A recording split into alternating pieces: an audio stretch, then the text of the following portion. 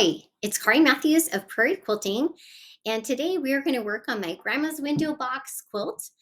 And the pattern is available through my website, prairiequilting.com. And there's one block. We're going to go ahead and start working on that. The fabric is Transparency by Modern Quilt Studio from BetterTex. So there's lots of fun, different fabrics and stuff. So have fun playing and let's get started. And we are going to be making this block.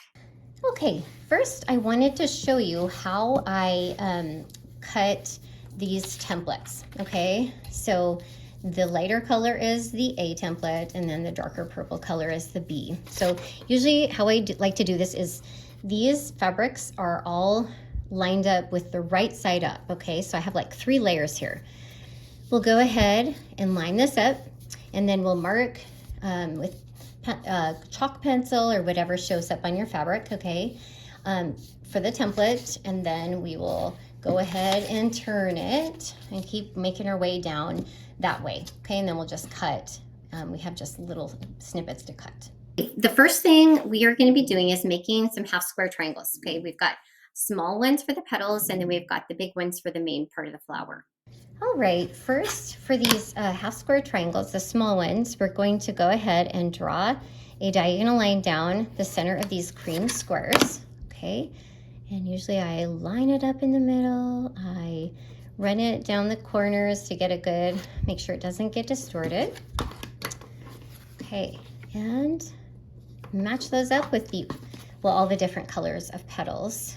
Okay, here we are at the machine. We're gonna go ahead and sew down both sides of these diagonal lines. We'll use our 1/4 inch foot and just make our way assembly line through as many of these as you want. And how I did mine was kind of controlled scrappy. I kept the petals on each flower all of one color, but you could mix it up and do multicolored petals however you want to make your flowers.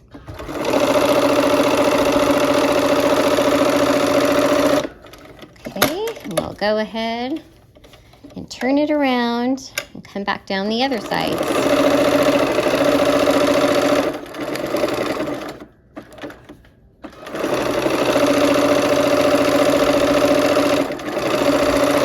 Okay, there is a bunch of these blocks, so working on the whole quilt, I'd be doing many of these in a row.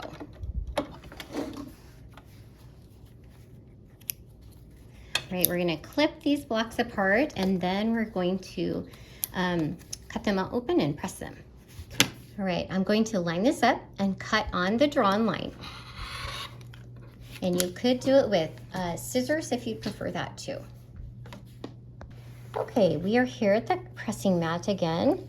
And I'm going to give the seams a pressing set there. And I'm pressing toward the dark, okay? If you lay the dark color on top and then just peel it back, it goes that way nice and easy. We'll do the last 2, the set press, and open it up, and last one. Okay, now we are going to clip the corners. I like to remove as much bulk as possible. So get rid of those dog ears. Okay, next we are going to put our big they're half square triangles. And I did cut these into half square triangles instead of doing them 2 at a time because I wanted scrappy. So I wanted to put different ones together. And you could do it the same way we did the little ones if you want. Or if you prefer more scrappy, just do it this way. But on this edge here, we are going to be careful because it is a bias edge, so we don't want to pull and tug in the fabric because it couldn't stretch.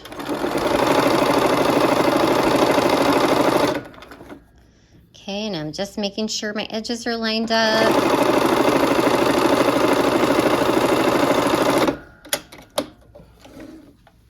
Okay, and I'm going to press that half square triangle open. I'm going to do the setting press, and I'm going toward the green on all of these, okay?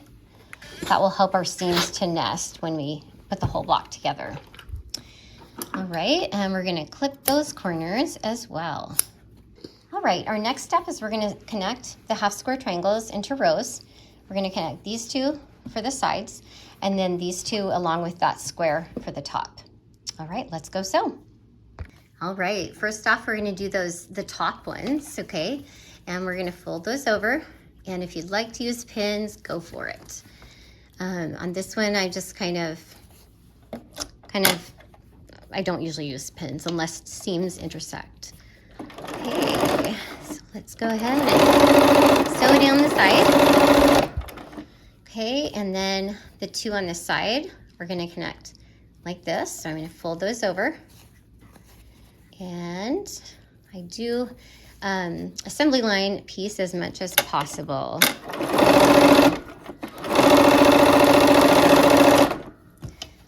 All right, for this top one, I'm gonna disconnect and keep my seam going here.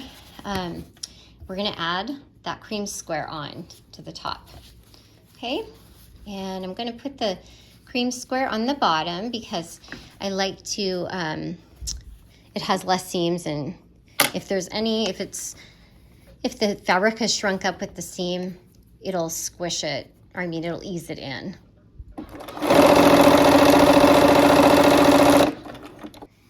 All right, I'm going to press these toward the white square because there's less bulk in that direction.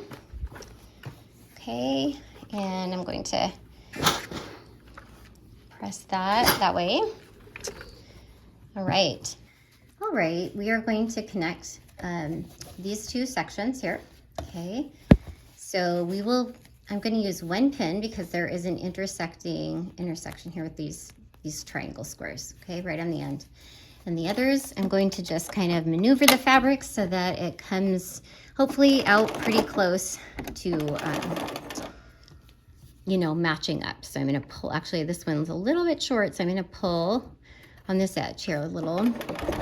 Okay, and I'm using my needle down so I can play with the fabric a little bit. Okay, and I wanna make sure my 1/4 inch is really accurate.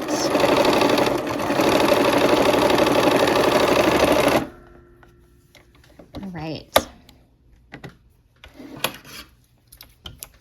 All right, we are going to press this toward the bigger square. Okay, and then next we'll connect this section to this one. Okay, here we are. We are going to pin this guy down. I'm going to use 2 pins, one for these, where these 2 seams nest, okay, where it joins up to the main flower part. I'm going to put a pin in that, and then this one down here also will intersect. And if you press toward the green, it works out pretty slick and kind of towards that white square. Okay, so let's sew that seam. Okay,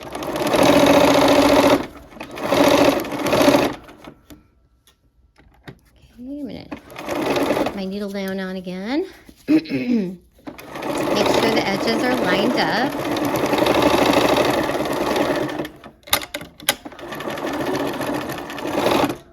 Okay. All right, we're gonna press this one also toward the middle. Okay, just because of the bulk, kind of away from all those little seams here with the petals. All right, there's the center, there's the flower portion of our window box block. And next, we are going to put this side one on, and it's the lighter kind of periwinkle color, okay, and then the purple will go on the bottom. So we're gonna start here at the top and go and stop a 1/4 inch from, and then back stitch, okay? And this is for our Y seam. Okay, I have my 2 sections, and this one is on this side. I'll turn it over, and I want to sew with the one with all the seams on top, okay? So I'm gonna match my corners up, and I'm gonna go ahead and put my needle down because I'm gonna be back stitching too. Okay, kind of maneuver the fabric along the way. Okay, and I'm gonna line those ends up and kind of hold it.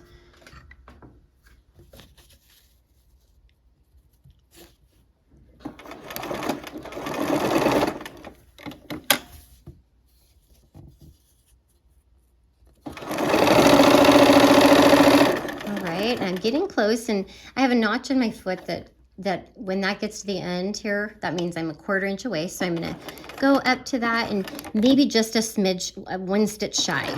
I prefer to be a little further, just a hair further away than too close. Because if you're too close, it puckers. All right, our next seam is going to be this one here. So I'm gonna line this up on the bottom edge, and I'm actually gonna sew again with the seams showing, and this way I can see where I stopped at the last time, and I'm gonna start there this time, okay? So that I know I'm gonna they're gonna meet pretty close up there. Okay, so get that. All right, take a few stitches and back stitch to secure it. All right, and then I had to kind of match that up. This is how I sew. I kind of, make it work.